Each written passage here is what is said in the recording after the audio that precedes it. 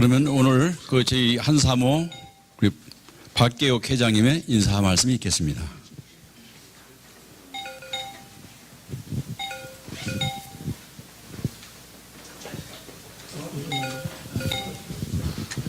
안녕하세요. 봄 소식이 오는가 싶더니 이제 3월도 며칠 남지 않았습니다. 오늘 39차 역사 포럼에 와 주셔서 대단히 감사합니다. 여러 단체에서 행사가 겹치다가 보니까 오늘 이렇게 조촐한 가운데 저희 포럼을 진행하게 되었습니다. 4월에 북미 회담과 5월에 남북 회담을 앞두고 모두들 가슴으로 그 결과를 기대하고 계신 걸로 압니다. 좋은 결과가 도출되기를 기원하면서 오늘 조병헌 박사님을 모시고 우리 국토 그 강력의 변천사를 주제로 강의를 들으시겠습니다. 우리 조병헌 박사님은 25년 동안 일반 사람들이 접근하기 어려운 우리 국토 강력의 변천사를 그 자료를 수집하시고 정리하시고 연구하시면서 각고의 노력을 기울여 오셨습니다. 그런 우리 조병헌 박사님의 특별한 노력과 수고에 감사의 마음과 존경의 마음을 드립니다.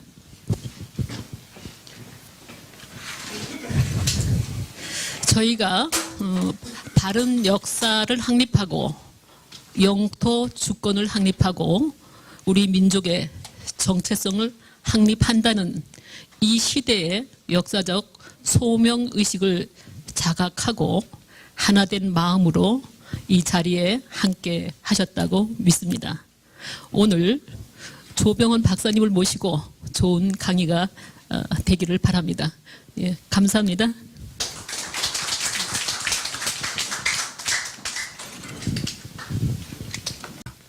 오늘 저희들이 모신 우리 조병헌 박사님은 북한 토지연구소 소장님으로 재직하시면서 북한 쪽에 그 토지를 다 섭렵하시고 여러 가지 학문적으로 정립을 하신 분입니다. 오늘 이 시간에 나오실 때 뜨거운 박수로 모시면 감사하겠습니다. 우리 나오실 때 박수 보내주시기 바랍니다. 우리 조병헌 박사님을 앞으로 모시겠습니다.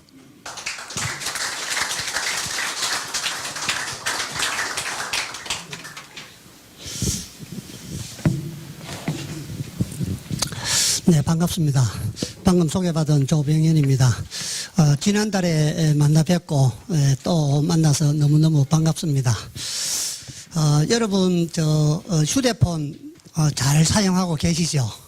네, 내 휴대폰이니까 기능을 잘 알아서 잘 써야 됩니다. 그리고 여러분들 혹시 토지 가지고 다 계시죠? 한 필지 정도씩은 다 가지고 계시죠? 네. 우리나라 전체 토지 필지가 한 3,800만 필지 정도 됩니다. 그러니까 한 사람 앞에 한 필지 정도씩은 평균 돌아가죠. 예, 그래서 우리는 내 땅에 대해서 잘 압니다. 땅이 어떻게 생겼고 면적은 얼마가 되고 공지지가는 또 얼마가 되는지 잘 알죠. 내 땅이 만약에 침범을 당했다. 땅이 모자란다.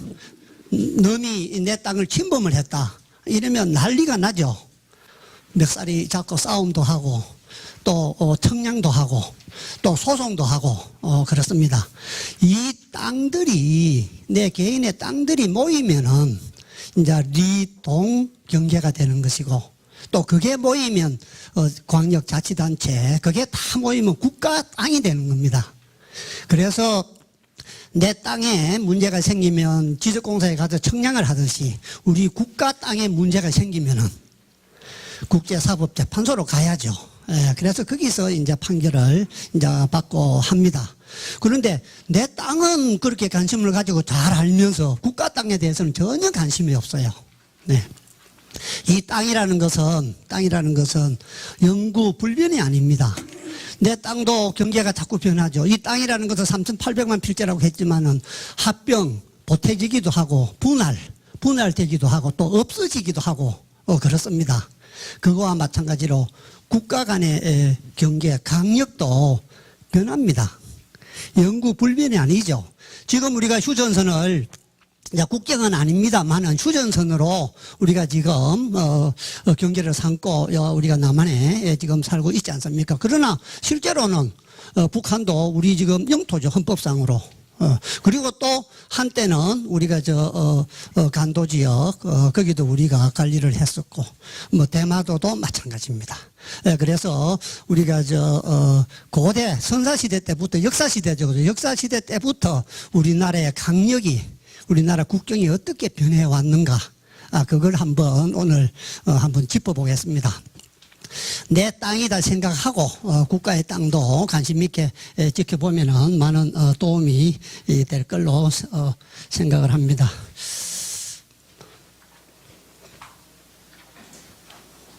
자, 요거는 말을 안 들으니까 제가 아주 제가 하겠습니다. 좀 돌리면 주십시오. 네. 여기 불이 들어왔다 안 들어왔다가 하네요. 그죠? 네. 넘어갔네. 요거는 안 되고. 네. 그래서 저희들이 역사를 구분을 할 때 이제 고대, 중세, 근세로 이렇게 이제 구분을 합니다. 일반적으로 그렇게 구분을 하는데 저는 이번에 선사시대를 하나 앞에 넣었습니다. 왜 넣었는가 하면 이제 우리 황국이라든지 배달국 고조선이 있기 때문에 앞에다가 제가 넣었고요. 이제 고대 시대는 저희들이 이제 삼국시대부터 고대 시대라고 이제 얘기를 합니다. 부여, 고구려, 발해 이 강력도 우리 선사시대 때와 마찬가지로 그 강력은 요동, 그 만주 지역을 다 포괄하는 이제 그런 지역이었죠. 중세 고려 시대는 저희들이 지도라든지 강령이 정확하게는 안 나와 있습니다만은 이제 선출령비가 세워져 있는 공흠진, 여기는 두만강 건너 688리죠. 우리가 700리라고 얘기합니다. 그래서 고려 시대의 강력은 이제 공흠진으로 보는 게 정확합니다. 그래서 이것은 조선시대 때 우리가 세종이나 선조 때까지 중국에서 다 용인을 한 그런 이제 강력이 되겠습니다. 그리고 이제 여기 보면은 고조선과 고구려와 발해의 강력이 있습니다만은 전체적인 범위는 저렇게 확정을 해놨지만은 정확하게 강력은 정해져 있지 않습니다. 일반적으로 우리가 학교에서 배우는 그런 지도의 모습이 되겠습니다. 근세시대는 이제 조선시대 이후를 우리가 근세라고 하는데, 이 근세시대는 이제 조금 구분하면 이제 현대까지 포함을 하는 이제 그런 개념이 됩니다. 그래서 제가, 시기를 근세라 하면 조선시대부터 지금까지니까 너무 멀어서, 제 나름대로 강력의 변천사의 주요 사건별로, 이렇게 구분을 했습니다.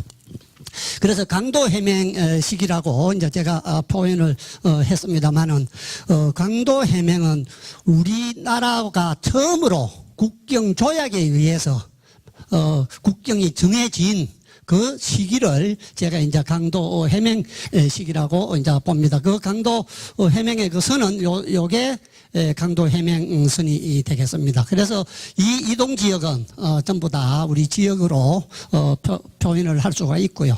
그 다음에 이제 백두산 정계비 시기입니다. 1627년도에 이 유조 변책전이 설치가 되고 나서 1712년도에 여기에 백두산에 정계비를 이제 설치를 해서 서쪽은 압록이고 동쪽은 토문이다. 이렇게 이제 국경선을 정해서 이쪽에 서간도 쪽은 저희들 영역에 포함이 안 됩니다만은 이 동간도, 북간도, 연해주 지역은 저희들 땅으로 이렇게 구분이 되는 시기를 백두산 정계비 시기라고 제가 표현을 했습니다. 그리고 이제 간도 자치 시기를 했습니다. 대한제국 때부터입니다.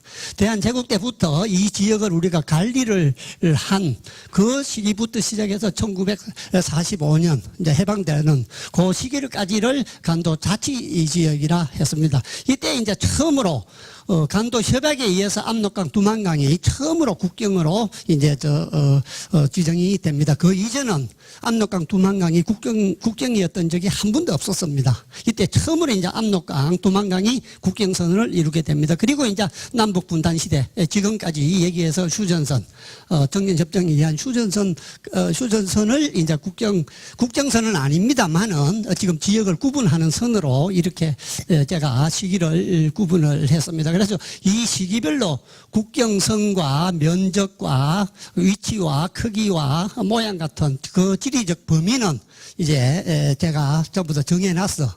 그렇게 이제 정리해 놓은 논문이 있습니다. 그거는 이제 참고를 이제 하시면 되겠습니다.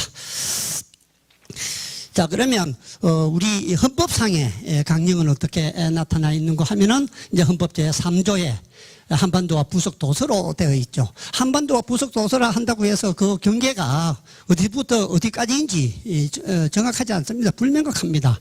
자, 북한 지역은 우리가 포함된다고 봐야 되겠죠. 헌법상. 휴전선은 있지만은 그래서 한반도에 북한 지역은 당연히 포함된다고 저희들은 인식을 하고 있고요.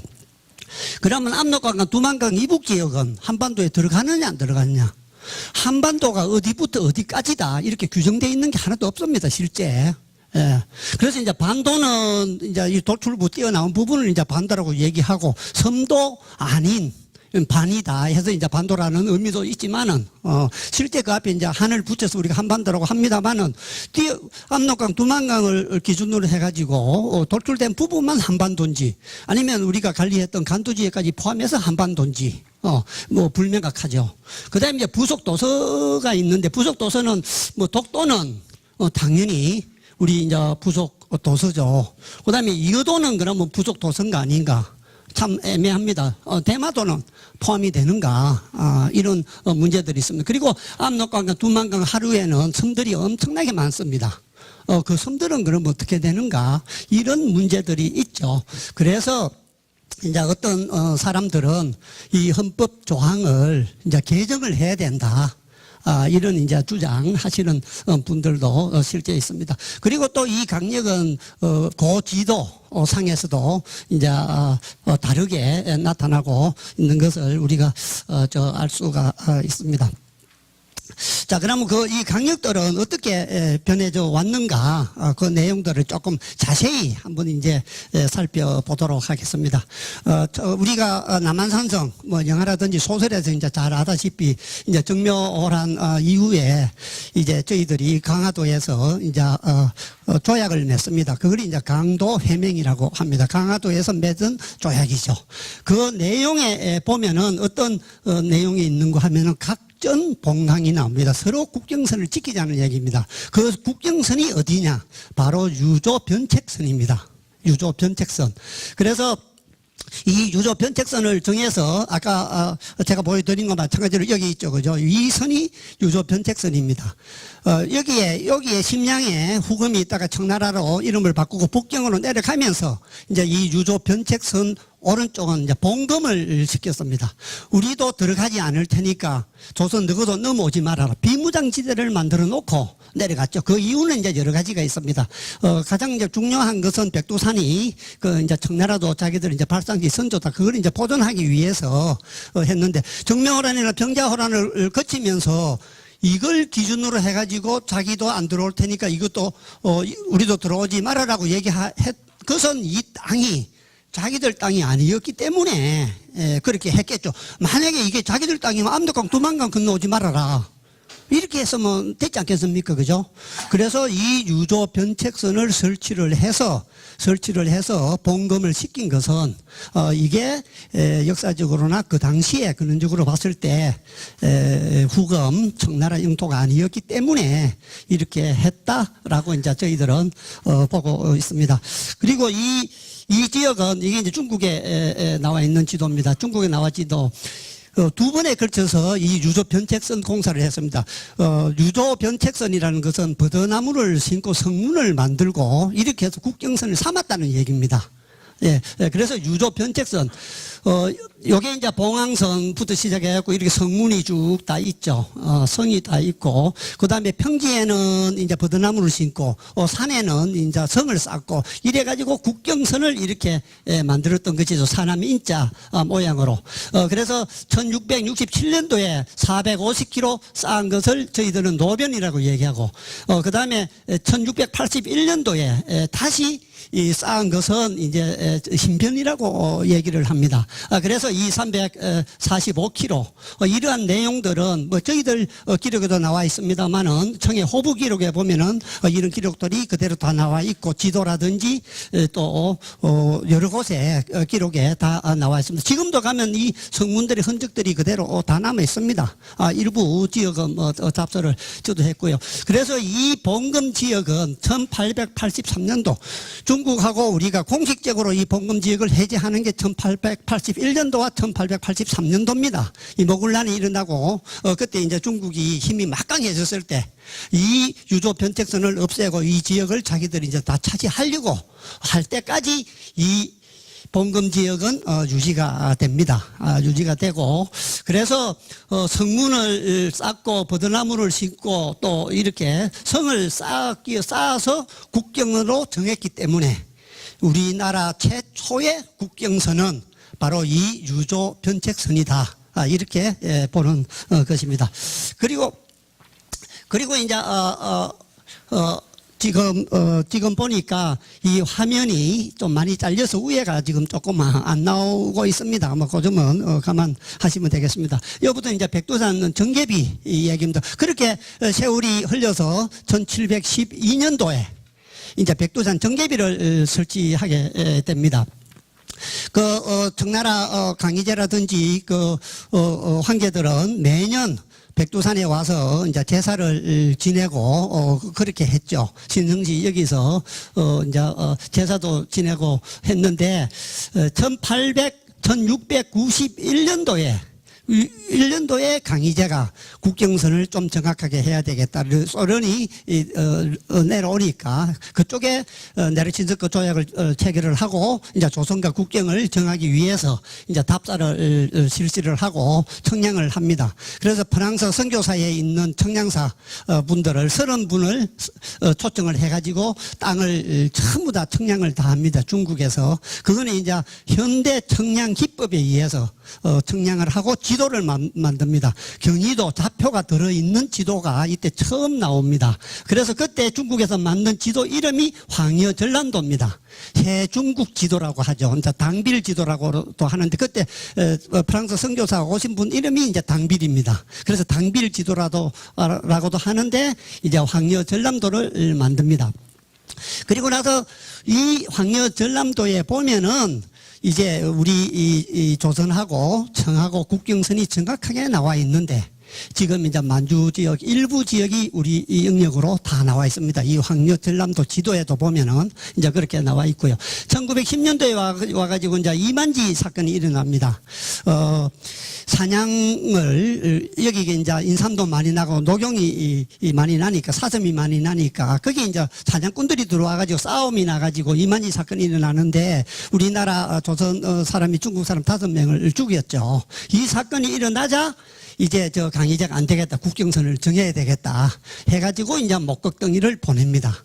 그래서 1711년도에 답사를 마치고 1712년도에 목격동이가 이제 파견을 오니까 우리나라에서는 이제 박건 선생, 양평 사람이죠. 이제 박건 선생을 접반사로 임명을 해가지고 이제 국경 백두산 정계비를 이제 세우기 시작합니다. 그래서 1712년 5월 15일 날 이제 백두산 분수령에다가 정계비를 이제 건립을 합니다. 그래서 그 백두산 정계비는 요게 이제 탁본이고요. 내용이고 그때 백두산 정계비를 설치할 때 이제 중국에서 우리한테 그려준 이제 지도입니다. 요 지도는. 그래서 천지 동남쪽 4km 220m 되는 지점에 이제 이런 비석을 세웁니다. 세워서 이제 기록은 내용은 국경이 서이 압록 동이 토문, 서쪽은 압록강이 경계요 동쪽은 토문강이 경계다. 이렇게 해서 이제 비석을 세웁니다. 이 비석은 이제 여기 나와 있는 건 마찬가지로 요게 백두산 정제비를 세워서 서쪽은 압록이고 동쪽은 토문이다. 이렇게 해서 이 지역은 이제 조선 땅으로 명시가 되어 있는, 그럼 서간도는 백두산 정계비에 의하면 서간도는 이제 우리 땅이 안 되는 겁니다. 그래서 이 백두산 정계비가 백두산 정상에 설치되어 있는 게 아니고 오른쪽으로 4km 정도 떨어져 있는 곳에 되어 있으니까 백두산 정상 부분은 서간도 쪽으로 들어갑니다. 그래서 자기들의 신성시 여기는 백두산 정상만 중국에서 저 청나라에서 자기들이 차지하게 된 것이죠. 뭐 이쪽은 아무 관심이 없는 거니까. 그래서 백두산 정계비를 그렇게 이제 설치를 하고 그 다음에 이제 토문강까지 국경선을 만듭니다. 토태, 석태. 그래서 이렇게 돌무더기를 쭉 설치를 합니다. 그리고 이제 나무를 심고 또 나무로 철책을 만듭니다. 그래서 이렇게 흙무덤을 쌓고 나무로 철책을 하고 그 다음에 또 나무를 심고 그래 해서 우리 숙종실록에도 보면은 25리에 목책과 석태와 25리에 물이 흐르는 흔적이 있고 40리에 울타리가 있다고 기록이 나와 있죠. 이것은 우리 박건 선생이 그 백두산 정계비를 세우고 갔다 와서 적은 일기에도 그대로 다 나와 있고 거기 참석했던 사람들이 기록에도 지금 이제 많이 나와 있습니다. 현재도 인공위성 영상으로 보면은 이 흔적들을 인공위성 영상에서도 지금 구분이 갑니다. 이거는 또 북한에 있는 역사학자들이 답사도 많이 했고 우리나라에서도 김덕항 박사님이라고 동방 그 복지대전 이사장으로 계셨던 그분도 일제시대 때 만주에 공문을 쓰면서 두 번이나 다녀오신 기록이 있습니다. 지금 이 백두산 정계비는 어떻게 되어 있느냐? 1931년도에 만주국이 생기고 32년도에 일본에서 없애버렸습니다. 올라갈 등산객들이 올라갈 때 기념사진을 찍고 올라갔는데 내려올 때 보니까 없어지고 그 자리에 이렇게 나무로 관광 안내석 이래 가지고 나무로 이렇게 푯말만 세워져 놨습니다. 그래서 이 관광객들이 올라갈 때 이 주변에 일본의 군인 일개 소대가 수경을 하고 있었는데 이제 그 사람들이 없앴을 것이다. 이렇게 이제 미루어 짐작을 할 수가 있습니다. 그래서 백두산 정계비를 지금 찾아갈 수 있습니다. 요게 삼지연 공항에서 내려서 뭐 왼쪽으로 가든 오른쪽으로 가든 백두다리가 있습니다. 백두다리를 건너면은 어디가 나오느냐? 버스 정류장이 나옵니다. 버스 정류장이 나오고 요게 군인들 초소입니다. 그리고 그 건너편이 여기가 버스 정류장인데 여기서 내려서 여기 가면 백두역입니다. 여기서 이제 전철을 타고 천지로 이제 올라가는데 요 주차장 군인 초소 요 모서리에 가면 요게 있습니다. 지금도. 그래서 이 자리에 북한에서 대리석으로 요렇게 딱 세워놨습니다. 주차장을 만들면서 훼손을 안 시키고 그 자리에 아직도 북한에서 이렇게 만들어서 보존을 하고 있습니다. 자, 이 백두산 정계비가 상당히 중요합니다. 백두산 정계비가 과연 국제법적으로 효력이 있는가 없는가, 그게 이제 상당히 중요하죠. 효력이 있었다라면 서해, 압록, 동해, 토문의 경계가 되는 것이고 만약에 효력이 없다라면 그 앞단계로 가야죠. 유조 변책으로 가야 되는 거죠. 그런데 우리 이 동북아 역사재단 그쪽에서는 경기도에서 평화를 꿈꾸다 할 때 백두산 정계비는 국제법이 생겨나기 이전에 있었던 거기 때문에 국제법 적용을 하기가 어렵다. 뭐 이렇게 동북아 역사재단에서는 뭐 얘기합니다만 어제 국제법이라든지 그 간섭이 그 법률이 생기고 난 이후부터 유효하다. 그 이전은 안 된다. 이런 것은 없거든요. 그래서 그 해석도 좀 맞지 않는 것 같습니다. 어쨌든 간에 백두산 정계비에 따라서 국경이 달라질 수 있다. 이렇게 이해를 하시면 되겠습니다. 어찌됐든 간에 백두산 정계비는 우리가 지적학적으로 봤을 때 지적은 아까 제가 앞에 잠깐 얘기했었지만 사람한테는 호적이 있고 땅에는 지적이 있거든요. 그죠? 그래서 땅은 이제 지적을 해서 땅의 위치나 크기, 모양이나 가치나 이런 것을 토지대장 지적도에 등록을 하고 그다음에 등기를 해서 관리를 하죠. 국가가. 사람은 이제 가족관계 등록부, 호적부가 있듯이. 그래서 이 지적학적으로 봤을 때 이 백두산 정계비를 분석이 가능하다는 거죠. 그래서 이 백두산 정계비는 국경선을 나타낸 단순한 표지석이 아니고 지금으로 따지면 토지대장과 등기부 역할을 그 당시 상황으로서는 했다. 이렇게 평가를 할 수 있습니다. 그래서 이 백두산 정계비를 중국은 나중에 국경회담이 나옵니다만 이 백두산 정계비를 우리가 옮겼다. 자꾸 이제 이렇게 얘기를 하거든요.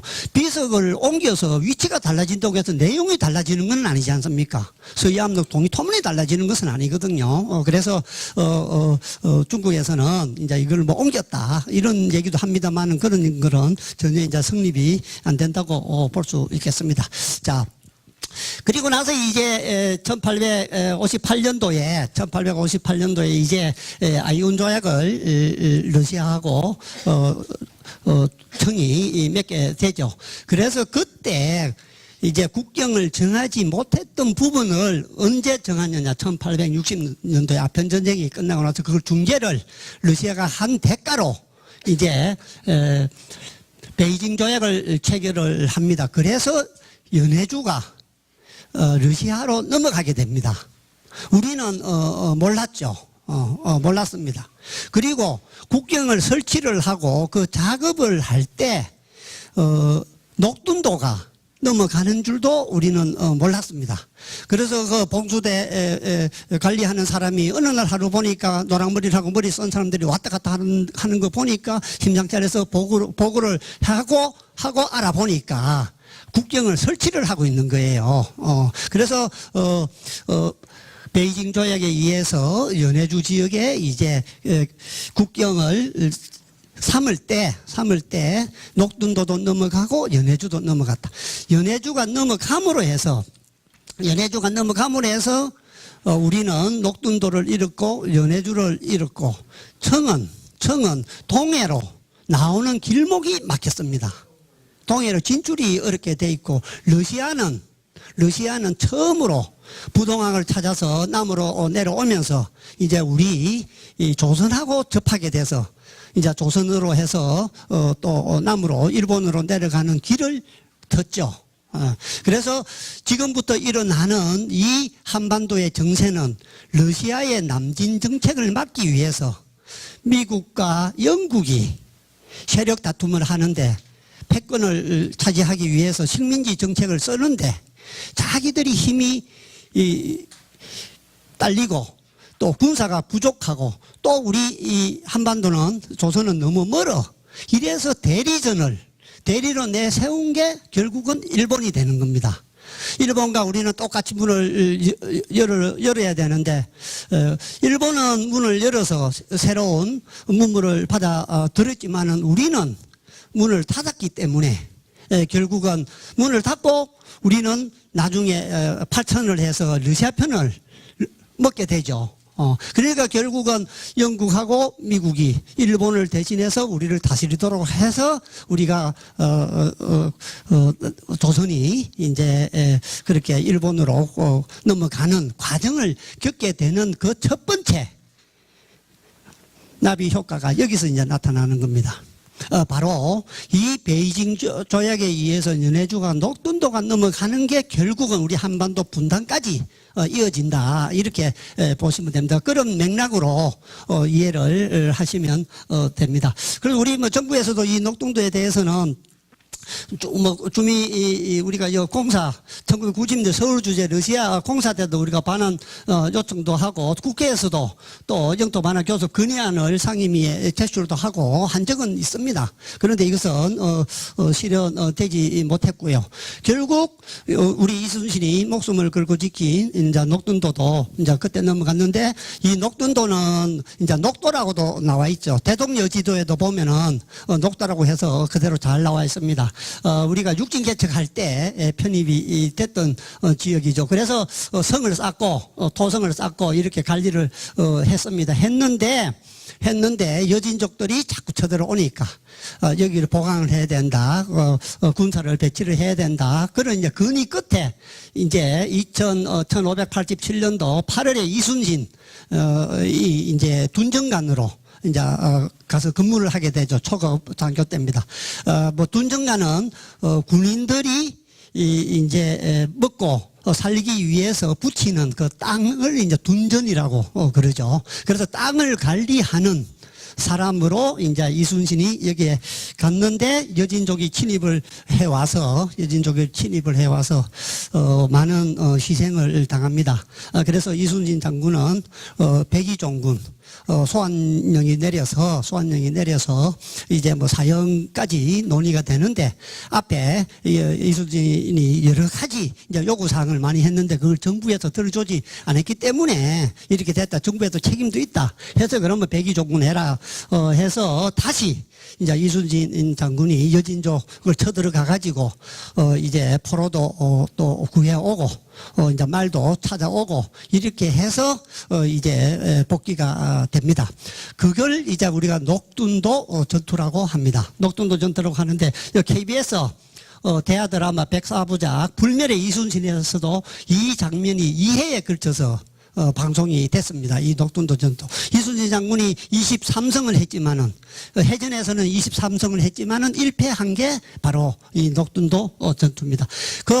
이게 방송된데 최고 마지막 장면에 보면 자막이 쭉 올라갑니다. 이런 내용입니다. 요게 지금 틀면은 뭐 나오는데 제가 요거 3분짜리로 편집을 해 놓은 건데 지금 시간이 없으니까 그냥 지나가겠습니다. 마지막 자막이 녹둔도는 1860년 북경조약으로 러시아에 복속되었으며 오늘까지도 귀속 문제를 해결하지 못한 미수복 토지다. 그래서 이해 마지막 분에 이렇게 자막이 쭉 올라갑니다. 작가도 상당히 역사 의식이 있는 사람으로 보여집니다. 자, 이 녹둔도는 일본이 관심을 많이 가졌죠. 일본이 녹둔도 관계 잡건이라 해서 녹둔도를 처음 다 조사를 해가지고 기록해 놓은 자료가 있습니다. 그리고 또 외무성에 비밀 문서도 있고 조선 총독부에서도 녹둔도에 대해서 조사를 다 했습니다. 뭐 해보니까 역시 전부 다 우리 이 땅이 맞다. 우리 영토가 맞다. 결론은 그렇고요. 그리고 또 우리도 1883년도에 의윤중이 이제 녹둔도 반환을 요청을 했죠. 10여 차례 우리가 청에다가 러시아한테는 바로 얘기 못하고 우리가 주로 이제 청에다가 얘기를 했죠. 러시아한테 얘기해서 우리가 녹둔도를 찾을 수 있게 해달라 했는데 결국은 못했습니다. 그래서 경영부사가 이렇게 러시아에 전달을 한 그 서류가 여기 있습니다. 서류가 여기 있습니다. 그 내용을 번역해 놓은 게 요겁니다. 한번 읽어보면은 한 국가의 땅이 자국의 잘못도 없이 제3국으로 넘어갔으면 당연히 그 땅을 돌려주는 것이 올바른 것이 아니겠습니까? 모든 국가에는 법률과 분쟁 법원이 있습니다. 따라서 국경수비대장께서 기국어 정부와 상의하여 녹둔도 지역을 우리 국가에 돌려주시길 요청합니다. 녹둔도는 과거에도 우리 국가에 속해왔고 현재도 우리 지역이야 하기 때문입니다. 이렇게 공문을 보내서 돌려달라고 얘기했지만은 결국은 아직도 찾아오지를 못했습니다. 자, 그런데 재미나는 것은 북한에서 이 이순신의 녹둔도 전투를 기념하기 위해서 기념관을 지어놓고 있습니다. 그리고 또 두 번째 여진족 마을을 쳐들어가 가지고 구출해 온 걸 기념하기 위해서 성전 대비 비석을 아주 잘 지금 관리를 하고 있습니다. 요 뒤에 바로 다음 장에 나오겠습니다. 자, 여기 북한에서 관리하고 있는 지어서 기념하고 있는 이순신 기념관입니다. 이게 이순신 기념관이고 이게 성전 대비입니다.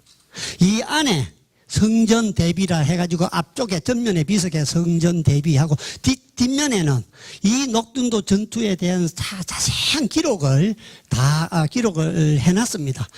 그래서 이 마을, 이 기념관이 있는 마을을 성전마을이라고 부르고 있습니다. 성전말이라 부르고 그 마을 뒷산이 원래는 서른봉인데 성정봉으로 이름을 바꿨습니다.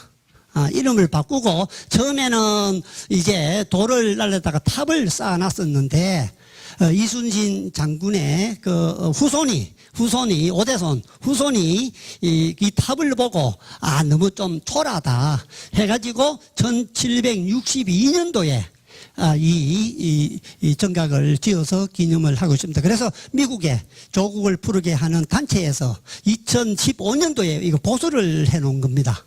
보수를 해놨고 여기가 바로 압록강 중국에서 보면은 바로 건너 넘어 보이는 마을이고 이 바로 저뒤 서범포라고 해서 큰 자연 호수가 있습니다. 만포가 있고 동범포가 있는데 여기는 바로 서범포하고 500m 거리에 있습니다.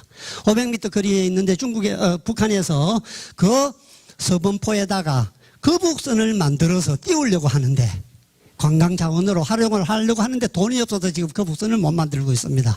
그거 저희들이 가서 거북선 만들어서 띄워줘야 됩니다. 제가 구글에서 위치를 다 찾아서 좌표까지 정리를 다 해서 요 내용들은 제가 처음으로 이순신 기념관이 있고 그 다음에 성균 대비가 있다 하는 것은 이 지역을 직접 방문해서 기념관에 들려간 사람한테 자료를 구했습니다. 지금 미국에 살고 있습니다. 요거는 바로 그 토잡입니다. 연해주에 아까 국경을 설치를 할 때 최고 마지막 지역에 있는 그 비석 이름이 토잡입니다. 토자가 쓰인 비석이죠. 그래서 여기가 바로 중국, 북한, 러시아 3국이 만나는 지점에 요 토자가 적힌 비석이 있습니다. 제가 방문해서 사진 찍은 거고요. 자, 그 다음에 이제 강력이 1863년도에 이제 고종이 이제 즉위를 하게 되고 병인양요라든지 심의양요를 거치면서 이제 문을 안 열고 우리가 세국 정책을 펴게 되죠. 그래서 이제 세국 양위 정책을 추진하는데 척가비를 한 200개를 세워서 중요한 지점마다 이제 척가비를 다 세우죠. 외국과 화친을 하는 것은 나라를 팔아먹는 것과 똑같다. 척가비 내용이 그겁니다. 제 고향 함양 상림 숲에도 가면 이거 딱 지금도 있습니다. 나라를 외국과 화친을 하는 것은 나라를 팔아먹는 것과 똑같다. 그래서 이제 우리가 문을 닫은 이 척가비. 이때 일본은 메이지 유신을 하게 되죠. 문을 열죠. 우리는 안 여는데 일본은 이제 문을 엽니다.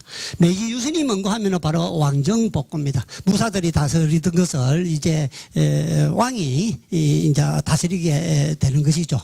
그래서 다시 말하면 패번치현입니다.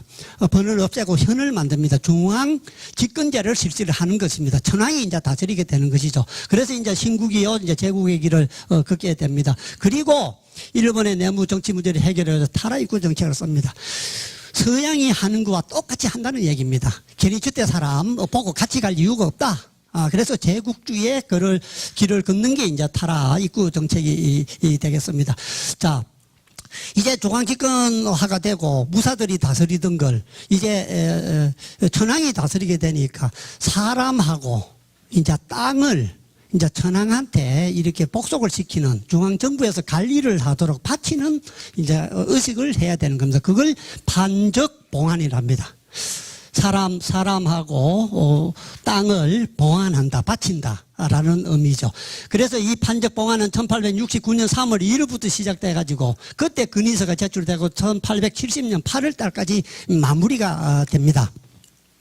자, 그러면 대마도는 어떻게 할 것이냐? 판적봉안을 해야 되죠. 그래서 배 2대를 보냅니다. 한 대는 무기를 가득 싣고 한 군데는 이제 식량을 가득 싣고 그래 이제 대마 도주한테 와서 자 판적봉안을 해라. 우리는 못합니다. 그러면 안 할 것 같으면 무기가 실린 배에 군사들을 풀어서 한 명도 안 남기고 다 죽이겠다. 그래서 이 대마 도주 종이다리 봉답서에 서명을 합니다. 눈물을 흘리면서 봉답서에 서명을 하는데 뭐라고 하느냐 이게 봉답서 내용입니다. 네. 자, 이번 서류부터는 조선에서 만들어준 관의를 사용하지 않고 지금까지 조선에서 내려다 준 관인을 사용해서 다스렸는데 이를 부끄럽게 여기고 우리 조정에서 새로 만들어주는 관인을 사용하겠다. 조선에서 조선 왕이 내려다 준 직인을 안 쓰고 이제 일본에서 천황이 내려준 관인을 쓰겠다. 옛날부터 조선의 신하로 살아온 잘못된 점을 뉘우치겠습니다. 수백 년간 조선으로부터 받은 국가적인 경멸과 모욕으로 점출된 잘못을 바로잡아 오늘부터 오로지 우리나라의 국채와 국위를 바로 세우는 데 최선을 다하고자 합니다. 명치 5년 10월 8일 대마도. 그러니까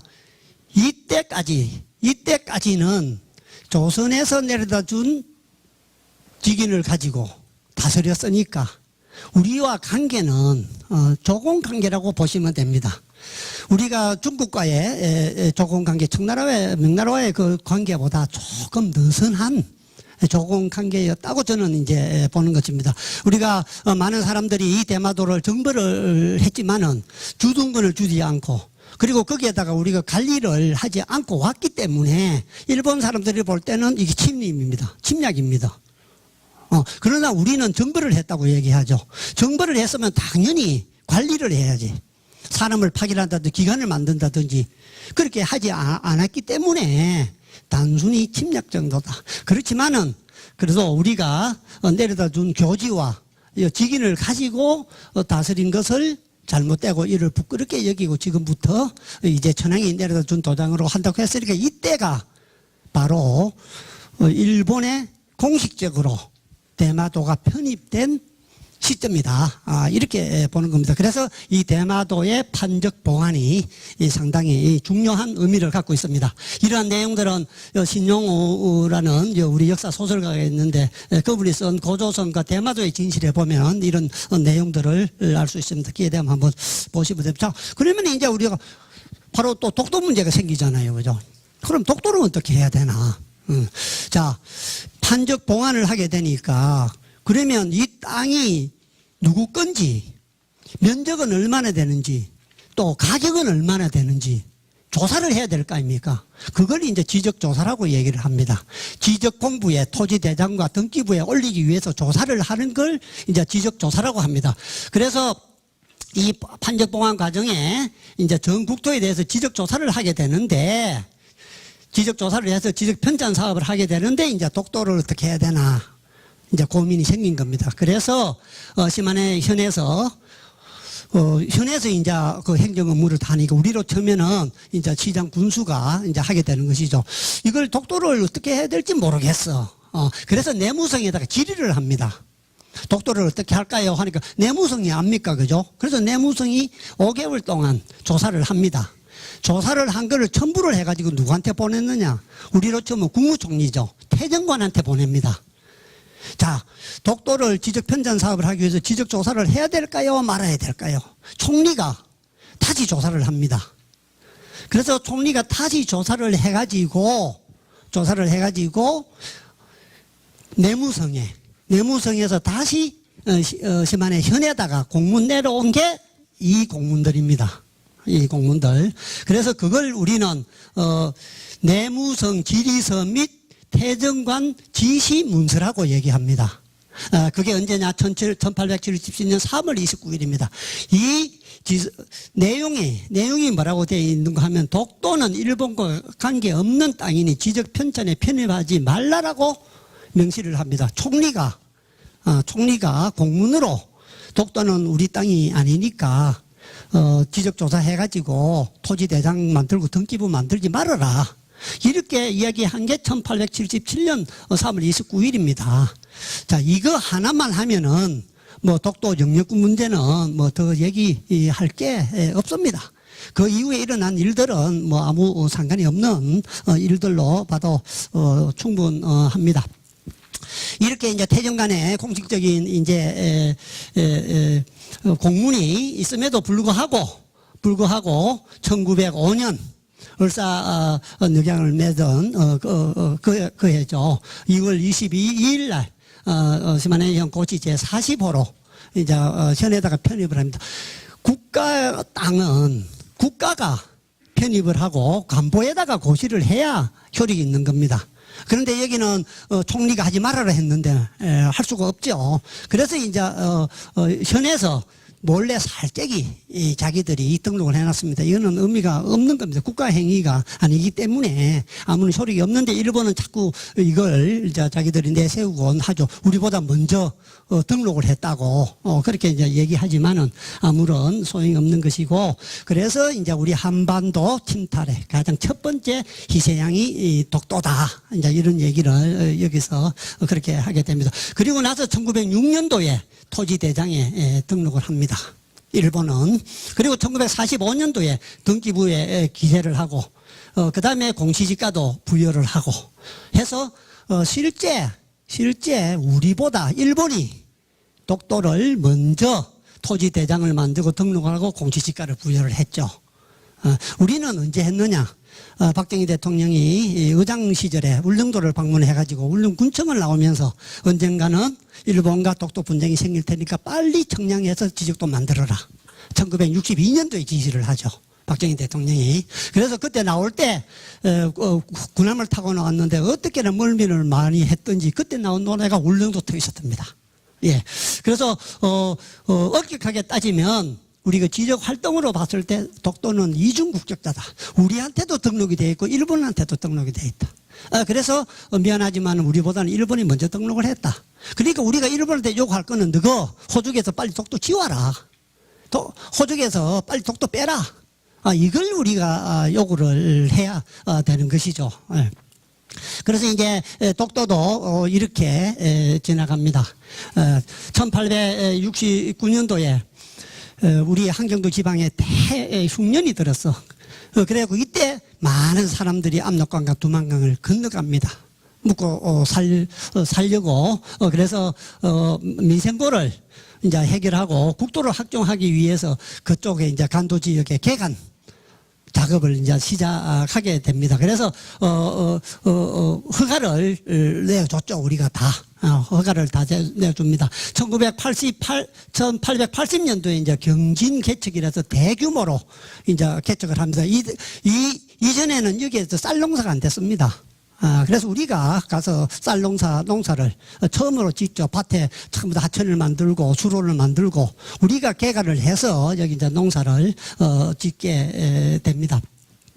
이제 민생고를 해결하기 위해서 이렇게 허가를 내주고 했지만은 우리 지방간들이 진행한 것이니까 우리의 행정력이 그렇게 이제 미쳤다라고 보면 됩니다. 이 당시에 간도로 이주하는 한인들의 그 모습 사진을 우리가 볼 수 있고요. 자, 그리고 1881년도에 우리가 이렇게 많이 들어오니까 청나라에서도 안 되겠다. 자칫 잘못하면 이 땅을 조선에 빼앗길 수도 있겠다 싶어서 1881년도에 청나라에서 봉급령 해제를 시킵니다. 자, 우리도 들어가서 개간해라. 예. 그래서 중국 사람들도 들어와서 개간을 하고 우리도 개간을 하고 이래가지고 뒤엉켜서 이제 같이 살게 됩니다. 같이 살게 되죠. 1882년 6월에 이모군란이 일어납니다. 신식군대를 우대했기 때문에 구식군대는 월급을 갖다가 1년치를 못 줬죠. 그래서 데모를 하니까 쌀로 월급을 줬는데 그 반은 모래였습니다. 그래서 군인들이 일어난 게 이제 이모군란이죠. 이모군란을 청이 이제 진압을 하게 되죠. 그래서 이제 대원군을 중국으로 청으로 데리고 가고 이제 실질적으로 이제 우리 조선을 이제 속방화하죠. 그래서 이런 규정을 맺어서 정문에 이제 속방을 명시를 합니다. 이게 다시 우리가 봉검 지역으로 이게 풀리면서 다시 82년도에 이 모군란을 계기로 해서 우리의 독립권이 이제 크게 이제 침해를 받게 되는데 이때 이제 청나라에서는 우리 정부의 월경사관 압록강 두만강을 건너서 개간하는 것을 이제 막아달라. 우리 정부에 공식적으로 요청을 하면서 이제 자기들의 호구 조사를 합니다. 그리고 이제 지발역복, 자기들 청나라 그 독특한 복장하고 머리 이리 앞에 깎고 뒤에 따는 거.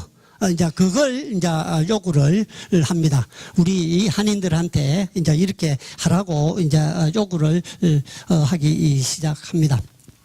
그리고 1883년도가 돼서 이제 우리 농민들을 전부 다 조선에서 다 데리고 가라. 세환을 해 가라고 이제 요구를 하게 됩니다. 그러면서 호적 정리를 하고 이제 세금을 거두게 됩니다. 중국에서 청나라에서 그래서 자기들 호적에 편입을 한 사람들은 이제 토지를 사용하게 하고 세금을 그다 드리고 자기들 호적에 편입을 안 한 사람은 이제 불을 지르고 농토를 빼앗고 이렇게 이제 하는 것이죠. 그래서 이제 청이 이런 이제 범죄자들 재판도 자기들이 이제 직접 하겠다고 통보를 합니다. 그래서 이때부터 본격적으로 이제 국경 문제가 대두가 됩니다. 우리는 그때 개간했던 거기서 살던 사람들은 이 땅은 우리 땅이다. 우리 땅이고 우리가 개간했기 때문에 청의 이런 요구를 절대 받아들일 수가 없었죠. 안 받아들였죠. 그리고 우리 이 조선 사람들은 전부 다 백두산 정계비의 토문강이 두 나라의 국경이므로 자 조사를 하자. 조사를 해가지고 국경을 정하자. 그래가지고 우리가 농사를 짓고 뭐 이렇게 국경을 나누자라고 이제 우리가 대응을 하죠. 그래서 조정에서도 이제 김우식을 보냅니다. 자, 답사를 해라. 그래가지고 답사한 내용들을 중국에 다시 이제 우리가 공문을 발송을 합니다. 조사를 해보니까 아니더라. 이 땅이 우리 땅인데 왜 자꾸 나가라고 하느냐 하면서 이제 토문강과 봉계강 지도도 첨부하고 백두산 정계비 탁본도 이제 붙여서 이 지역이 우리 땅인데 왜 너희들이 이제 나가라고 하느냐 이렇게 공식적으로 공문으로 처음으로 국경에 대해서 청나라에 이제 우리가 주장을 하게 되죠. 이 지역은 이제 우리 땅이라면서 공문을 이제 보내서 이제 항의를 하게 됩니다. 자, 그러다 이제 갑진정변이 일어나죠. 예, 갑진정변이 일어납니다. 이것도 청이 진압을 하고 실제 원세계가 식민지 정책을 이제 추진을 하는 겁니다. 예, 그래서 이참에 완전히 이 지역을 국경 협상을 해서 차지를 하자. 원세계는 고종황제를 아련할 때 머리 하마비 같은 것도 없습니다. 머리도 안 숙이고 빳빳하게 들어가가지고 큰소리 치고 할 정도로 위세가 당당했죠. 이 위안스카이가 아주 뭐 무리하기는 짝이 없어서 자 그래서 양국에서 이윤을 파견해서 국경 조사를 이제 합의를 합니다. 그런데 청이 성의를 보이지를 않아. 무성의한 태도로 협상을 갖다 자꾸 지연을 시켜. 그래서 1885년 4월에는 우리 한경도 안보사 조병지에게 이제 월경 조선 경제한테 무력으로 이제 축조를 하겠다. 이렇게 회담은 지연을 시키면서 우리 이제 조병직한테 무력으로 이제 축조를 하겠다고 통보를 하고 실제 무력으로 이제 우리 이 한인들을 이제 추방을 하기 시작합니다. 그래서 요청을 하죠. 국경회담을 하자. 국경회담을 하자. 자, 그래서 현지에 관료들끼리 우리 땅이다 아니다 뭐 다툼이 있다 해결하자 이런 상황에서 이제 정부 간의 정치적인 문제로 외교적인 문제로 이 국경 문제가 대두를 하게 됩니다. 자, 1885년에 이제 국경회담을 합니다. 결국은 1차 국경회담입니다. 그래서 의료담판이라고 하죠. 의료년에 국경회담을 했다는 거죠.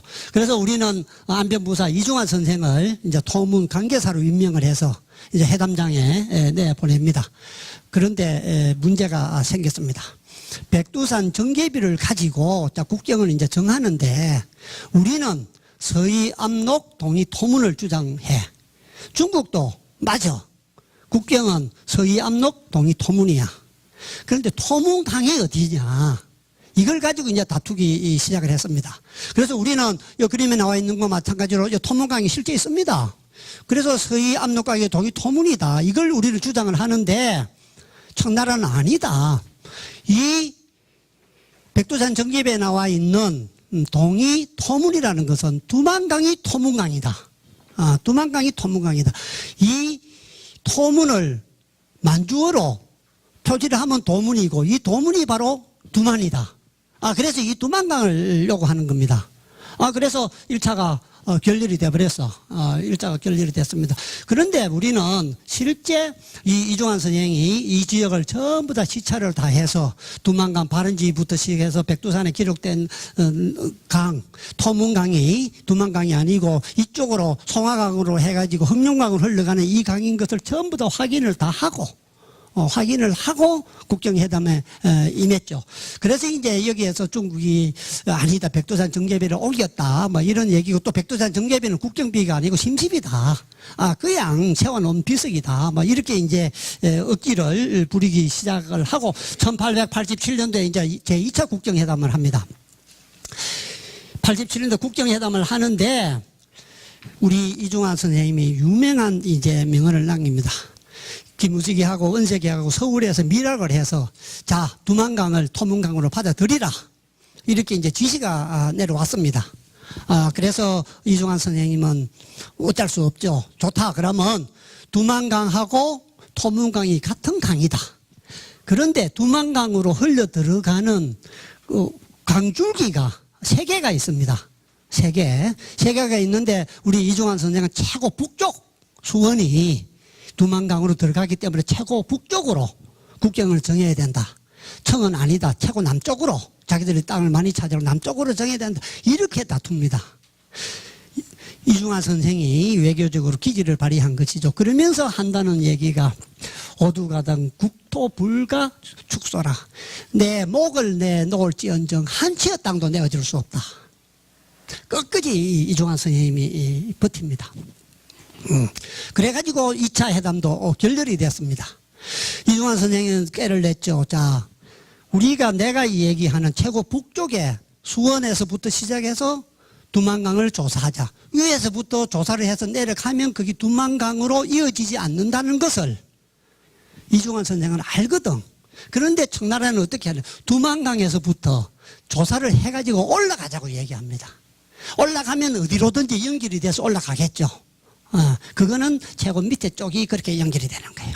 그래서 이종환 선생이 끝까지 버텨가지고 2차를 또, 결렬을 시키고, 이제 3차를 중국에서 다시 요구를 합니다. 그런데 우리 조정에서는 응하지를 않습니다. 자, 여기까지 왔는데 3차 하면 중국의 청나라의 요구를 들어줄 수밖에 없다. 그래 되면 우리가 많은 땅을 잃게 된다. 그렇기 때문에 3차를 분응을 해버려요. 그래서 유안스카이가 1888년 4월 28일 날, 1888년 4월 28일 날 아주 중요합니다. 딱 130년 전이죠, 그죠? 130년 전에. 원세계가 우리 외무부 장관 조병직에게 공문을 보냅니다. 1887년도 국경회담은 협정에 이르지 못했기 때문에 후일에 다시 날을 잡아서 국경회담을 하자. 우리한테 공문을 보냈어. 그런데 그 이후에 국경회담 아직 한 번도 안 열렸어요. 그래서 금년에 저희들이 국경회담을 하자라고 얘기했어요. 1887년도에 국경회담을 하고 안 했으니까 작년이 130년이라. 그래서 작년에 1월 4일 날 국회에서 국경회담 합시다. 해서 기자회견을 이제 제가 했고, 또 공문 보낸 지가 올해가 130년이니까 올해 해도 무방합니다. 우리는 국경회담은 안 했지만은 우리 이제 대타로 일본에 나가서 했잖아요, 그죠? 울산 늑약을 맺어가지고 일본에 나가서 했는데 그건 무효고, 그거는 조금 이따가 말씀을 드리기로 하겠습니다. 자, 그러면 진짜 토문강이 어느 강인가 요거 하나 잠깐 좀 살펴보고 가겠습니다. 우리는 이렇게 알고 있죠. 천지가 있는 그 산을 우리는 백두산이라고 부르는데 중국에서는 장백산이라고 부른다. 이렇게 알고 있지 않습니까? 그죠? 그건 완전히 틀린 거예요. 장백산과 백두산은 다른 산이에요. 그러니까 강희제가 와서 제사를 지내고 했던 곳은 장백산에서 지냈던 거예요. 백두산에 온 게 아니고 장백산에서 왔어. 그런데 지도들을 가지고 쭉 살펴보면은 백두산 정계비를 설치하고 그 이후부터 중국에서 지도를 다 조작해냅니다. 이 이후에 나온 지도들은 지금 천지가 있는 산을 장백산으로 표시를 하기 시작해. 그 전에 있는 거는 곤치지를 못하죠. 나와 있는 거는. 그래서 백두산 정계비가 설치되고 난 이후와 전후에 장백산 위치가 틀립니다. 자, 한번 보겠습니다. 1389년 요 사이에 만들어진 대명 혼일도입니다. 또 1666년도에 만들어진 지도입니다. 다 중국에서 나와 있는 지도입니다. 요거는 이제 조선 팔도 고금총단 1673년도입니다. 요게 장백산, 요게 백두산. 예. 요게 장백산, 요게 백두산. 요게 이제 우리 지도. 요게 장백산, 요게 백두산. 두 개가 다 틀립니다.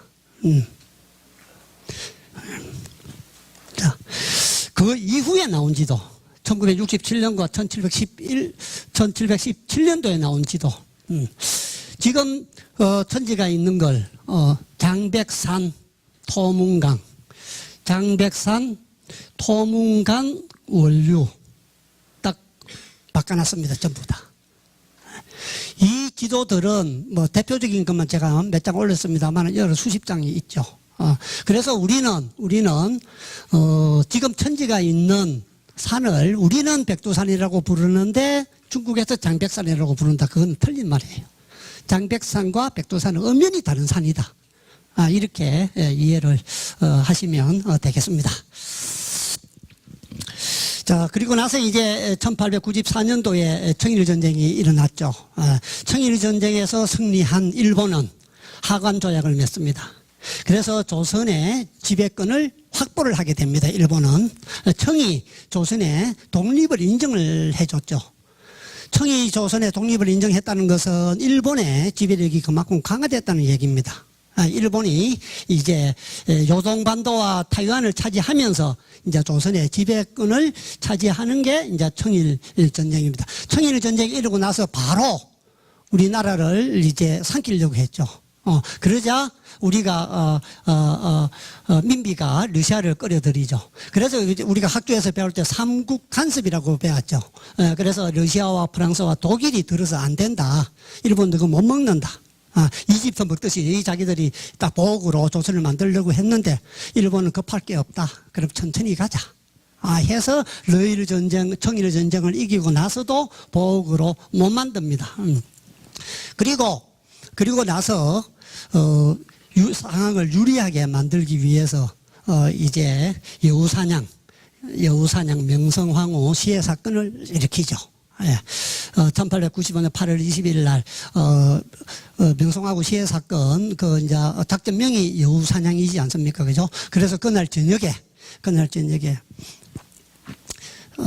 사파틴이라는 경호대장 러시아 출신 건축가입니다. 모스크바에서 왔죠.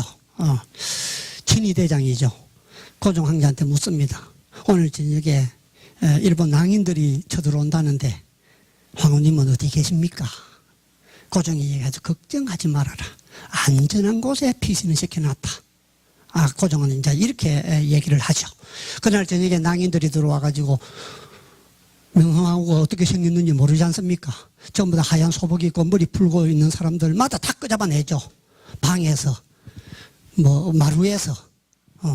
그 중에 한 30명 정도가 그날 저녁에 희생이 됐는데 한 명을 마당으로 끌어내죠.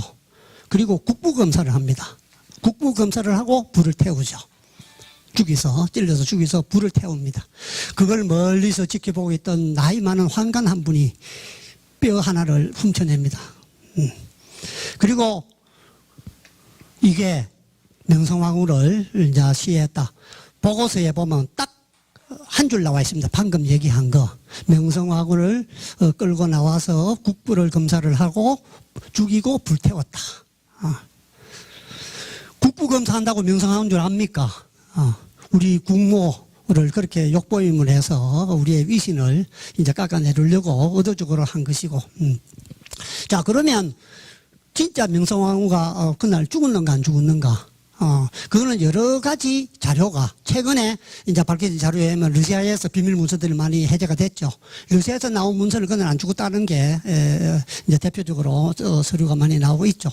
그리고 명성황후 장례를 갖다가 3년 후에 치르지 않습니까? 그죠? 대한제국 선포하고 나서 그 이후에 치르고 또 우리가 봉황의 나라 할 때도 제가 말씀을 드렸습니다만은 봉황의 나라에서 이제 우리 고종 황제를 모시고 와가지고 망명을 시켜서 이제 대통령으로 만들려고 했는데 그때 이제 블라디보스톡으로 이제 망명을 고종이 기획을 하죠. 그때 사바티는 어디가 있었느냐? 모스크바를 안 가고 바로 블라디보스톡에 가 있었죠. 그래서 명성황후를 블라디보스톡으로 피신을 시키지 않았나 이렇게 이제 추적을 할 수 있고, 그런데 왜 일본이 이 명성황후를 죽였다라고 얘기를 했느냐? 러시아에서는 손해볼 게 없었죠, 그 당시에. 일본이 저렇게 무례하고 뭐 무식하고 저렇게 국제적으로 망신을 이제 주고 하기 위해서 죽은 것 같이 일본이 그리 나쁜 짓을 한 것에 동조를 해줬을 뿐이라는 거죠. 그 분석서는 그렇습니다. 어찌됐든 간에 저 명성황후는 시해당하지 않았다라는 책들도 지금 나와 있고, 그 다음에 거기에 대한 자료들이 많이 나오고 있습니다. 그래서 명성황후 묘에 가가지고 그 뼈 하나 가지고 장례를 치렀으니까 그 뼈 그거 끄집어내가지고 DNA 분석하면은 알 수 있을 겁니다, 아마.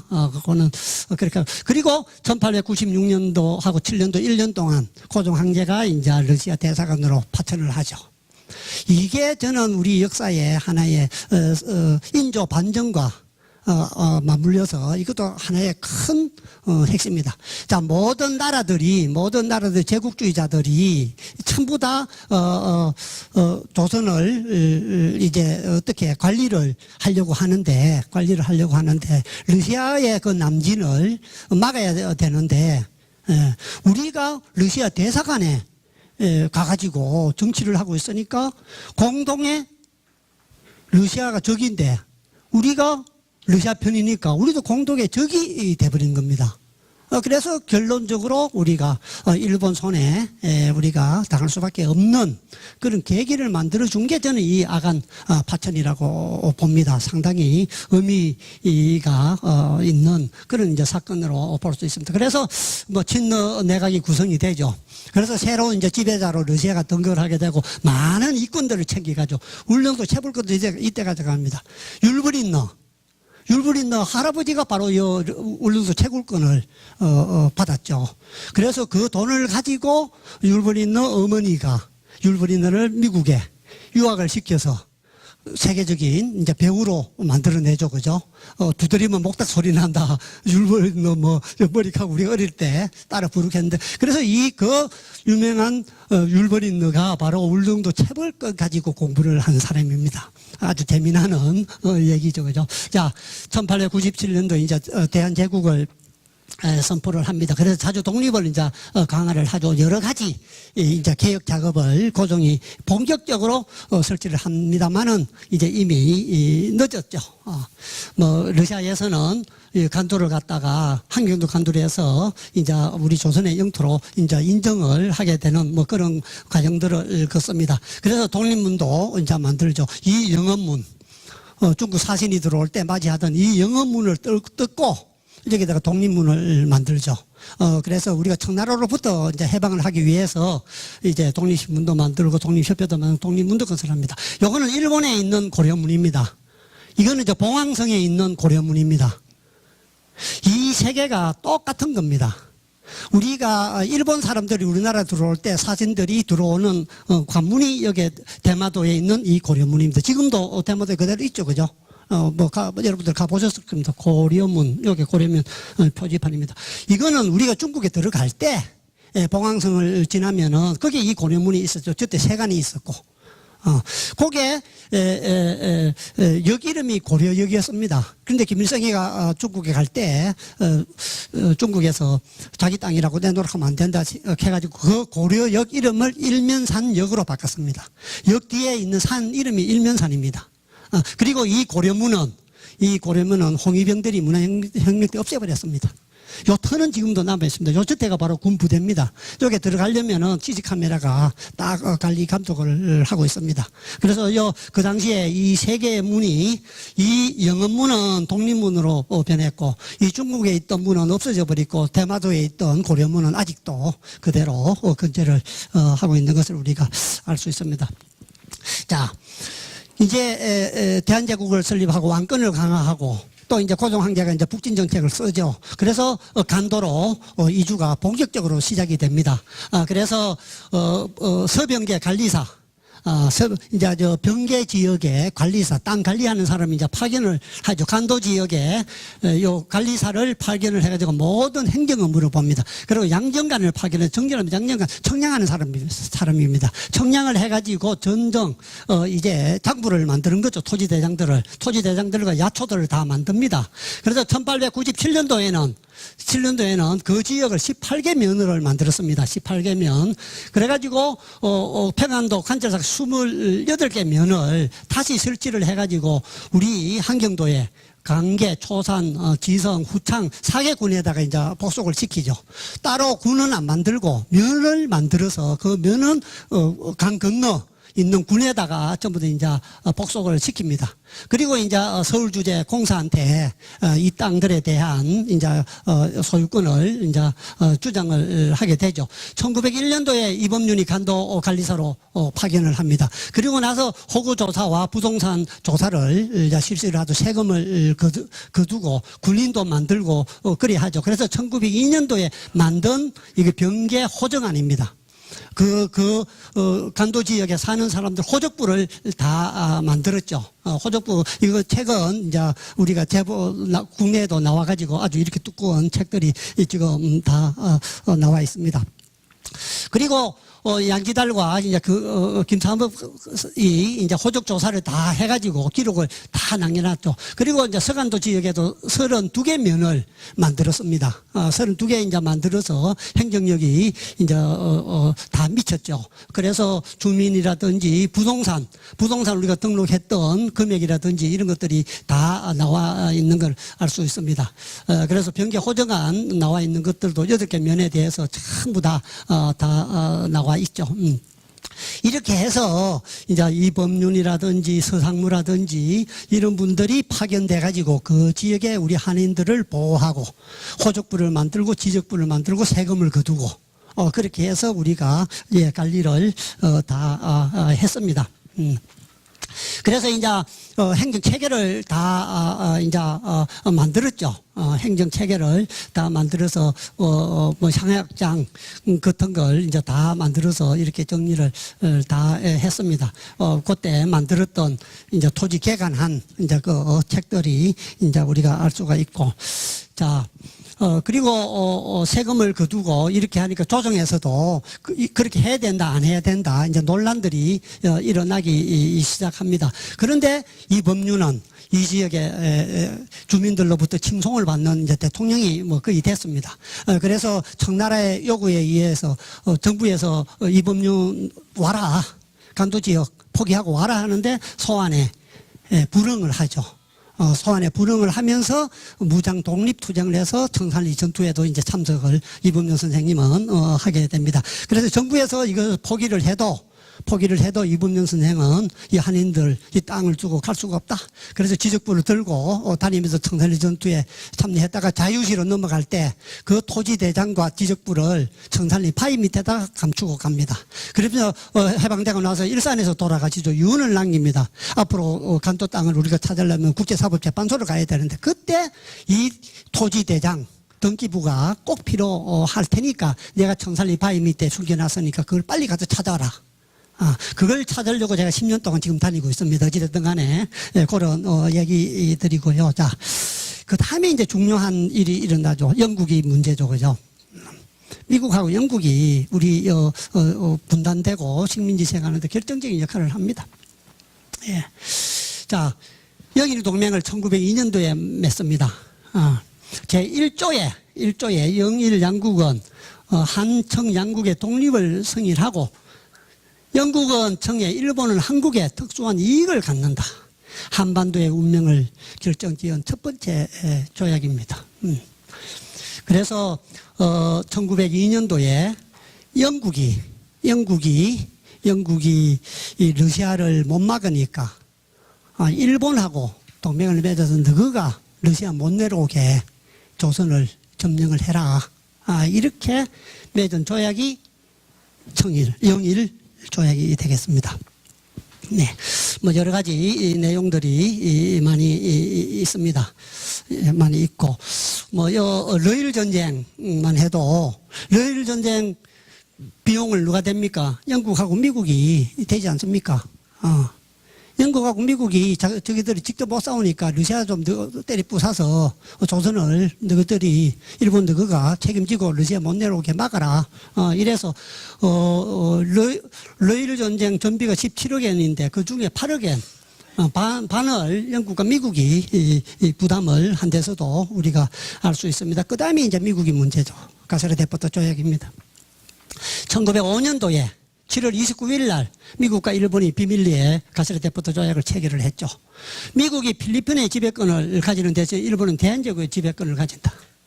우리는 1905년도에 맺어지는데 이걸 맺어진 줄도 몰랐어. 우리가 알았던 건 1924년도에 겨우 이런 내용들을 이제 알게 됩니다. 그래서 한반도의 운명을 결정지은 결정적 조약이 가세르데포트 조약입니다. 가세르데포트 조약이 맺어질 수밖에 없었던 것은 막 그렇게 보면 됩니다. 국경 조약에 의해서 연해주 시베리아 쪽으로 러시아가 내려오는 것을 미국과 영국이 못 막으니까 대신 영일 동맹과 가세르데포트 조약을 맺어서 일본이 저지를 하도록 만들었다. 이렇게 이해를 하시면 됩니다.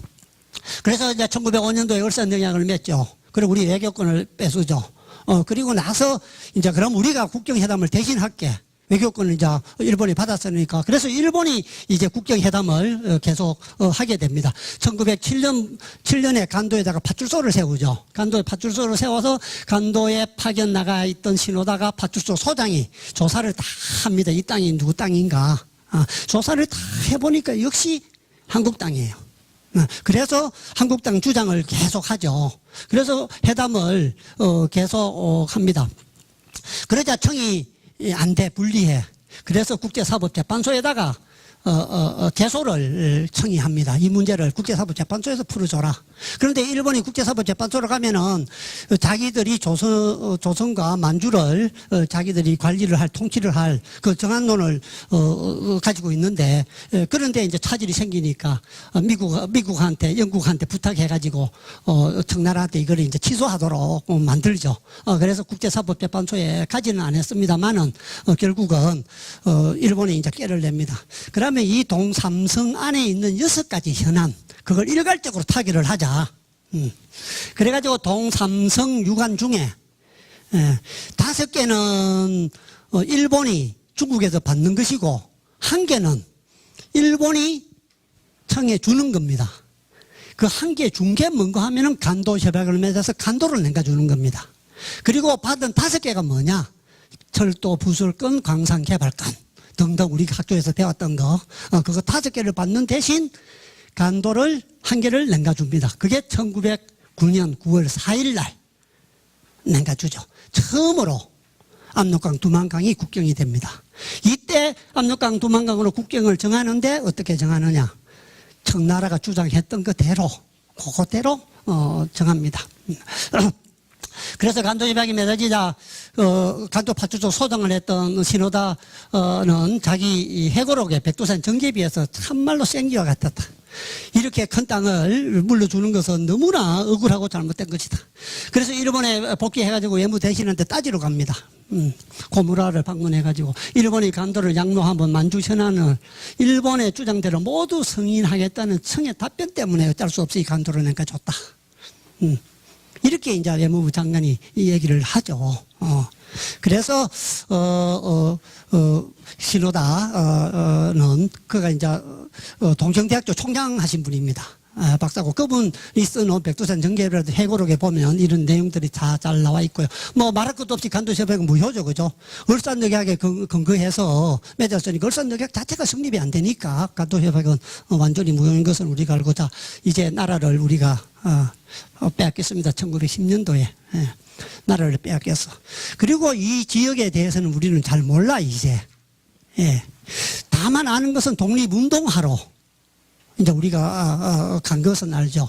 또 일제 그 압정에 이제 피하기 위해서 못 살아서 이제 넘어간 사람, 또 먹을 게 없어서 이제 간 사람들, 그 개간하러 간 사람들. 그래서 그 지역에 이제 우리가 많은 사람들이 가게 되는데 1919년도에 민족 자결주의가 선포가 되고 기미 독립인자 선언이 일어나고 나자 거기에 있는 사람들이 이래갖고 안 되겠다. 나라를 하나 세우자. 그래서 1917년부터 봉황의 나라 대고려국 건국 운동이 일어납니다. 일본 왕한테도 가서 얘기를 하고 조선 총독한테도 가서 얘기하고 손문한테도 가서 얘기하고 해서 어찌됐든 간에 봉황의 나라 대고려국을 건설하는 운동이 일어납니다. 대고려국의 국세입니다. 대고려국 국세. 이거는 일본 다이소 일일신문에서 11회에 걸쳐서 이게 연재가 됐습니다. 이게 지금까지 안 알려졌는데 2015년도에 일본 국회 도서관에서 이걸 전자 스캔을 해가지고 자료를 다 올려놨습니다.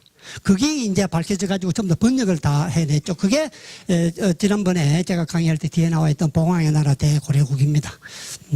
그래서 여기에서 이제 이런 건국운동이 이제 일어나게 되죠. 자, 땅이 엄청 큽니다. 한반도를 머리로, 연해주를 왼쪽 날개로, 몽골 초원을 오른쪽 날개로, 만주를 몸통으로 하면 나라의 형태가 두 날개를 펼친 봉황의 모습이 되므로 이를 봉황의 나라라고 불렀다. 수도로 예정되어 있던 간도의 용정초는 봉황의 심장에 해당된다. 그러면서 이 땅을 어떻게 확보할 것이냐, 1기 2, 3기로 나눠서 산다. 뭐 그런 내용들이 신문에 다 잘 나와 있는 걸 알 수 있다. 이게 고구려 발해 땅에 우리가 세우고자 했던 봉황의 나라 지도입니다. 한반도 몽골 공원이 오른쪽 날개, 연해주까지 왼쪽 날개, 고구려 발해 땅이 우리 몸통, 요게가 심장, 용정 수도가 되겠습니다. 요게 봉황의 나라 지도가 됩니다. 자, 국기 설명하는데도 많은 시간이 걸리겠죠. 자, 이게 국기입니다. 토지제도는 정전됩니다. 그래서 우물정자를 쓰고 고곡에다가 정충을 넣고 팔방으로 나가게끔 이렇게 만들었습니다. 이 신문이나 기사는 이렇게 되어 있는데 색을 입힌 게 이런 모양의 지도가 됩니다. 상해 임시정부에서도 이 봉황의 나라가 들어서면 우리가 상해 임시정부 없애고 그리 다 가겠다. 상해 임시정부에서 선언서를 발표를 했죠. 상해 임시정부에 우리가 이 봉황의 나라로 가겠다는 이제 여기에 뭐 여러 가지 그런 내용들을 다 나라를 조건을 하여 대고려국이라 이름지어 이래서 제외 300만 동포를 규합하고 고토로 복귀하여 선업을 회복하여 넓히고자 한다. 상해 임시정부에서도 봉황의 나라로 자기들이 합치겠다는 헌법도 다 나와 있죠. 헌법.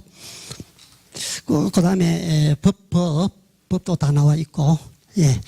그리고 나서 결국은 실패를 합니다. 고종과 영친왕이 이 망명을 실패를 하죠. 이걸 추진했던 사람이 정한립입니다. 안동역에 영친왕이 망명을 하러 변장은 밀짚모자를 쓰고 코스튬을 하고 변장을 해가지고 안동으로 올 때 정한립이 마중을 나가가지고 영친왕도 잡히고 정한립도 잡힙니다. 그걸로 해서 이제 독립 고려국 건국운동은 좌절되고 맙니다. 그러자 이제 1931년도에 만주국이 들어섰어. 만주국이 들어섰으니까 간도협약이 무효가 되어버렸어. 당사자들이 없어졌으니까. 그래서 여기 있던 사람이 다시 또 나라를 세우는 부흥운동이 일어납니다. 그 나라 이름이 바로 단자유국입니다. 1932년부터 운동이 일어났습니다.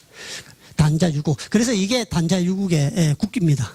단자유국의 국기고, 요게 단자유국이 지도, 나라를 세우고자 했던 지도고. 그래서 여기 다 나옵니다. 군리는 어떻게 하고, 그런 얘기들이, 나라를 어떻게 하고, 그런 내용들이 다 나오는 걸 알 수 있고. 자, 그래서 우리가 이제 해방이 되죠. 이제, 해방이 됩니다.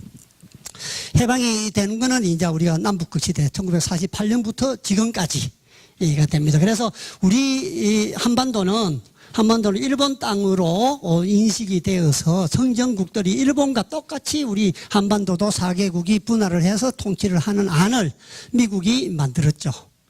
미국이 맞습니다. 그런데 결국은 일본이 분할되지 않는 대신 우리만 분할이 되죠. 그건 일본의 치밀한 항복 전술로 이래서 우리가 일본은 분할이 안 되고 우리가 분할이 됩니다. 그런 내용들은 자세하게 적어 놨습니다. 다음에 이 자료 드릴 테니까 참고하시면 됩니다. 자, 그리고 1900 그래서 지리적으로 분할이 됐죠. 해방된과 동시에 북한 쪽에는 이제 소련군이 들어오고 남쪽은 미군이 들어와서 지리적으로 분할이 됐습니다. 그리고 이제 1947년도에 하얼빈 협정을 맺습니다. 국共내정 때 우리 조선 의용군들 독립군들이 공산당을 도와줍니다. 그래서 대만 저쪽으로 장개석은 쫓겨가고 이제 등소병이가 정권을 이제 닫게 되는 결정적인 계기를 만들어 준 대신 하얼빈 협정을 맺어서 이 지역을 북한 땅에 주게 됩니다. 그래서 제3조 연영 안동성은 북한을 주둔할 수 있는 구역을 특별히 규정하고 적당한 시기에 북한에 편입시킨다. 요게 3조 내용들이 그대로 다 요 서명한 사람들 이름들도 요게 다 나와 있고요. 그래서 요 하얼빈 협정을 맺어서 이 간도 지역을 북한에다가 이제 편입을 시키주죠. 채권 의식입니다. 중국 정부 수립을 하는데 빚을 많이 졌다는 거죠. 그 빚 갚으려고 이제 이 하얼빈 협정을 맺고요. 그 다음에 48년도에 평양 협정을 다시 맺습니다. 하얼빈 협정에 대한 후속 협정이라고 보면 됩니다. 그래서 요동은 중국이 차지하고 조선인이 말리고사에 있는 간도와 서간도는 백두산 정계비의 토문강을 인정을 하고 동만주 일대 길림성 땅은 북한에다가 다 넘겨주기로 평양협정을 맺죠. 그리고 나서 간도와 안동과 길림에 우리 조선 의용군 12만 명이 주둔을 하고 있었죠. 그런데 한국전쟁이 일어나니까 이 12만 명들이 조선 의용군들이 인민군으로 군복을 갈아입고 38선을 가장 먼저 넘어오는 게 우리 이 조선 의용군들입니다. 12만 명들. 여기에 주둔하고 있었죠. 별이 있는데, 여기에 주둔하고 있습니다. 그리고 나서 1948년도 양국의 정부가 들어서고 나니까 이제 민족이 이제 분단이 되는 겁니다.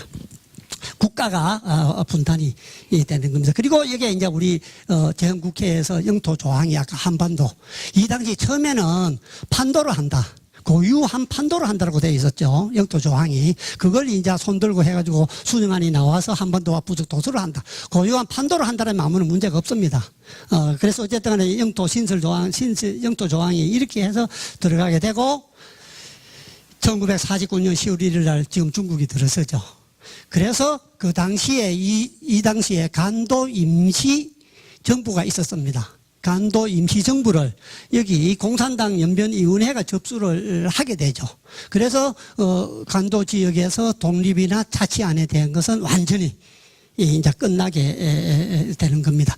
그래서 한국전에 참전했기 때문에 채권 의식이 없다. 빚 다 갚았다. 그래서 우리가 너한테 해줄 거는 다른 게 없다. 조선족 자치주를 만들어주겠다 해서 조선족 자치주가 만들어져서 지금 그대로 유지가 되고 있는데 조선족 자치주도 지금 이제 까딱까딱합니다. 사람이라든지 또 그 범위라든지 이런 이제 여러 가지 문제점들이 있습니다. 그리고 나서 이제 주원래도 63년도에 이 땅은 전부 다 조선 땅이다. 그리고 여기 역사는 조선의 역사다. 우리 중국이 왜곡을 하고 있다. 뭐 이런 얘기들도 주원래도 하고 모택동도 하고 다 했죠. 이게 우리한테 돌려주고자 했던 그 지도입니다. 지도 뭐 반환하려고 만들었던 이 지도들이 지금 이제 나와 있는 것을 자 알 수가 있습니다. 자 마지막입니다. 그래서 북한이 62년도에 중국하고 국정조약을 체결을 합니다. 그래서 압록강 하구에 있는 섬들하고 또 압록강 두만강 안에 있는 섬들하고 기속을 다 정하게 됩니다. 다 정하게 되고 백두산도 이때 이제 분할을 하게 됩니다. 그러면 간도협약 맺었을 때 청이 주장했던 그 선, 청이 주장했던 선은 요선이죠. 요선입니다. 그리고 국경협상 때 우리가 주장했던 선은 요선이고. 그러면 북한이 이때 확정한 국정선은 이리와하고 백두산을 천지를 잘라서 이렇게 연결시켰죠. 우리가 주장했던 최고 북쪽에 있던 홍토수로 연결을 결국 시켰습니다. 김일성이가. 그래서 우리가 그런 얘기하죠. 김일성이가 한국전쟁 참전 대가로 백두산을 팔아먹었다더라. 이런 얘기를 많이 하는데 실제 간도협약이나 거기에 의하면 요게 을사늑약 때 간도협약 때 맺은 거니까 요거만큼 땅을 더 찾아왔죠. 김일성이 그게 280km제곱미터입니다. 서울의 반 정도 됩니다. 서울 면적의 반 정도를 찾아왔기 때문에 김일성이가 뭐 한국전 참전 대가로 백두산을 팔아먹었다. 중국에 넘겨줬다 하는 말은 뭐 거짓말일 수도 있을 것 같습니다. 그런데 중국과 북한이 체결한 조약은 비밀 조약입니다. 유엔에 등록을 해야 되는데 유엔에 등록을 안 했습니다. 그래서 비밀 조약이기 때문에 우리가 성계할 이유가 하나도 없습니다. 예. 자. 그래서 이제 간도 문제는 결국은 동북 공정이 일어나고 이렇게 해서 간도 문제가 생겼죠.